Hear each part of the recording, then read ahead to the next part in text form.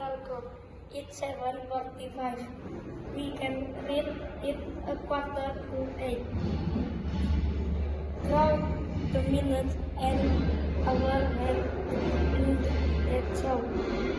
14:45. So the So the long hand is in 5 and the short hand is between 2 and 3. okay. This is 5 hours because 7 plus 5 is 12. And draw the length of cylinder.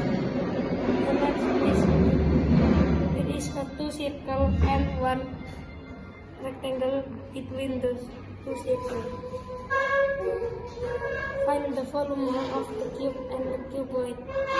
Volume is 100 because 10 times 2 is 20 and 20 times 5 is 100. And the cube is 27 because 3 times 3 times 3 is 27. Draw the next of this shape.